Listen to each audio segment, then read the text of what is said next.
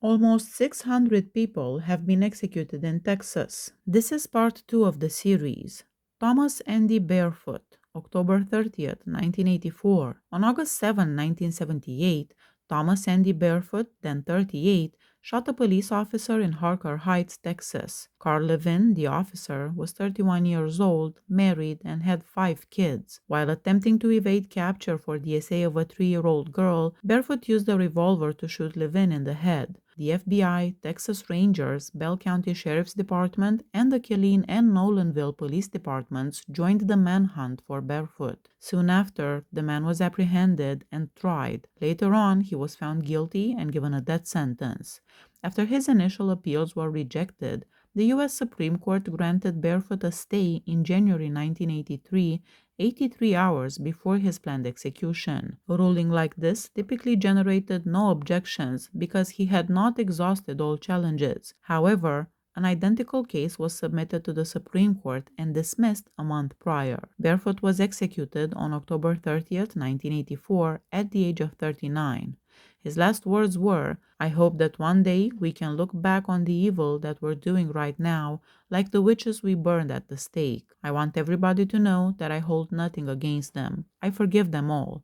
I hope everybody I've done anything to will forgive me." I've been praying all day for the victim's wife to drive the bitterness from her heart because that bitterness that's in her heart will send her to hell just as surely as any other sin. I'm sorry for everything I've ever done to anybody. I hope they'll forgive me. For his last meal, Barefoot selected soup with crackers, chili with beans, steamed rice, seasoned pinto beans, corn, seasoned mustard greens, hot spiced beets, and iced tea. Doyle Edward Skillern, January 16, 1985. Skillern and Sane, a co-defendant, were found guilty of killing state narcotics agent Patrick Randall. In order to arrange the purchase of illegal substances from Skillern and his co-defendant Sane, the victim had been acting undercover. Skillern and Sane had grown worried that Randall might be a state informant the day before the murder. The three had, however, met in Randall's motel room, while other drug officers were listening in from a nearby room. The officer was shown a sample of the drugs that Sane and Skillern planned to sell. When the officer asked the defendants how they wanted to handle the transaction,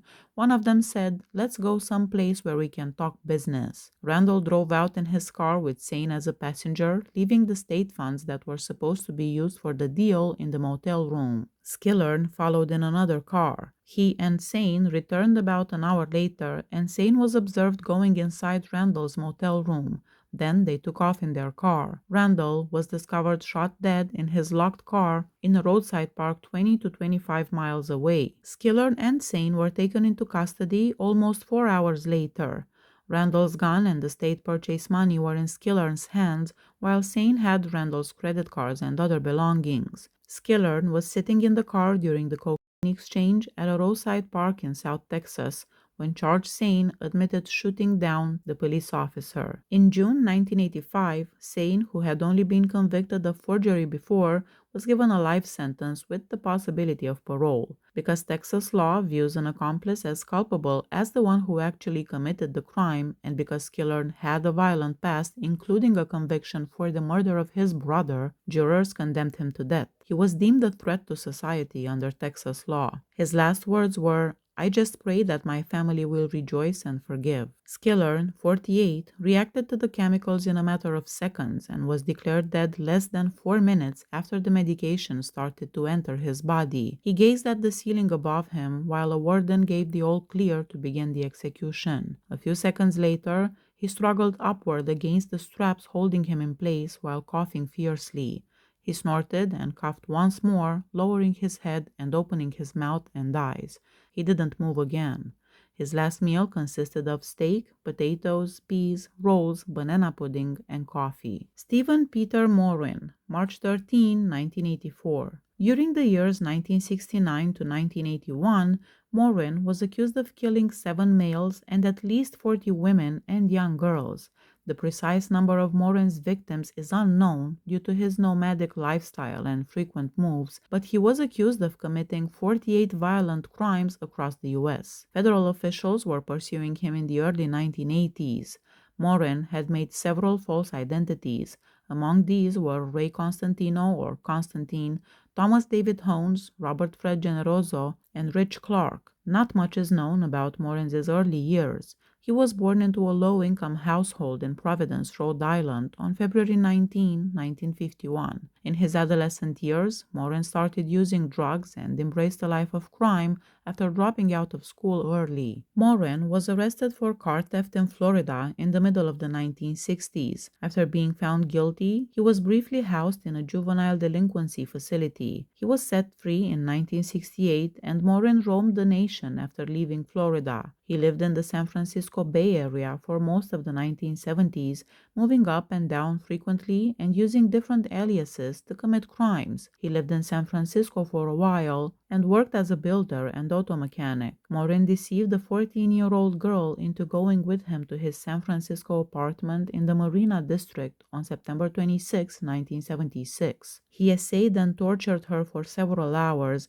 as she was handcuffed and suspended from a ceiling hook. In a shopping mall in Marin County, he let her go. 22-year-old Sheila Griffith was last seen leaving the Silver Nugget in Las Vegas with a guy on September 25, 1979. On November 27 the same year, her sleeping bag-covered body was discovered in the Mojave Desert close to the Nevada state boundary. When 18-year-old Susan Belote did not come home from a shopping trip in Las Vegas on January 16, 1980, she was reported missing. On May 26 the same year, her body was discovered close to Bloomington. According to the police, a big stone was set on top of the body. Although an autopsy on the severely decomposed body was unable to determine the cause of death, the examiner stated that he suspected the victim was strangled because of visible damage to the neck tissue. 20-year-old Cheryl Daniel was kidnapped from the Alphabeta supermarket parking lot in Las Vegas on June 27, 1980. On December 13, the same year,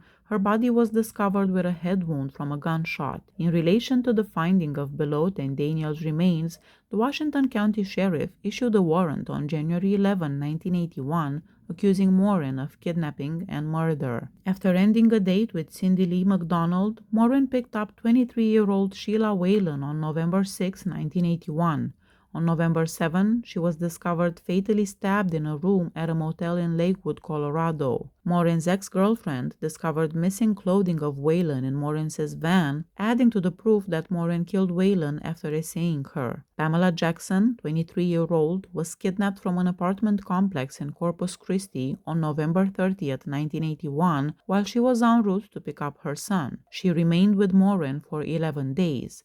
Morin forced her to tint her hair from blonde to dark while she was in custody, and he essayed her several times a day. Jana Bruce, 21, was kidnapped from the Hilton Inn parking lot on December 2, 1981, only minutes after she left her executive secretary job. On December 3, 1981, she was discovered floating in a culvert on Padre Island in 2 feet of water. Bruce died of asphyxiation as a result of ligature strangulation brought on by bends wrapped over her face and neck, according to an autopsy conducted on her body. Bruce's 1979 Chevrolet Monza, which was discovered parked outside the Sands Motel, had fingerprints that matched those of Morin, who was in the Bexar County Jail awaiting trial. Morin shot Pearl Lutz, 26, and Michael Reed, 29, during an attempted kidnapping in San Antonio on December 6, 1981.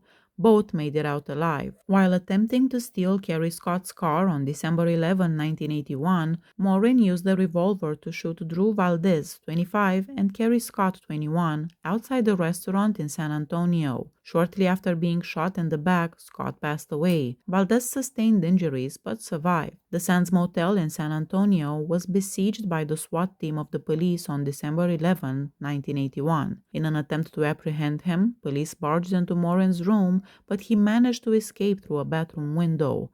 Sarah Clark, 32, Morin's traveling companion, and Pamela Jackson, who had been kidnapped by Morin 11 days prior, were in the room. After emerging from a bush in a Kmart parking lot on December 12, 1981, Morin confronted 30-year-old Margaret Mayfield Palm and used a revolver to coerce her into giving him a ride to a Greyhound bus stop in Kerrville so he could buy a ticket to Austin. When Morin arrived, police were already there and he was arrested and driven back to San Antonio. On December 29, 1981, Morin was ordered to be held without bond in the Bexar County Jail for the capital murder accusation of Kerry Scott, and the $100,000 bond was set for him on the attempted capital murder charge of Drew Valdez. Since there was strong proof that Morin was guilty in the killings of Jana Bruce and Kerry Marie Scott, he was charged with their crimes. He pleaded guilty and withdrew his appeals, and in February 1984, he was found guilty and given the death penalty. After being extradited to Colorado on suspicion of killing Sheila Whalen, for whom he was also given the death penalty at the end of 1984, he was later found guilty of killing Daniel as well. It was also intended that Morin would be extradited to Utah to face prosecution for more murders he committed there, but this never happened. In all, 48 violent killings in Utah, Colorado, Nevada, Washington, Idaho, Indiana, Missouri, Pennsylvania, Texas, New York, and California were investigated in relation to Stephen Morin. Morin was tested for his involvement in 8 homicides in Nevada alone. After being incarcerated, Morin became a Christian. March 1985 was the date set for his execution. His lawyer David Goldstein submitted a petition to forensic investigation on his client because he displayed evidence of mental impairment, as he declared shortly before this that he did not wish to ask for a new trial or delay the execution.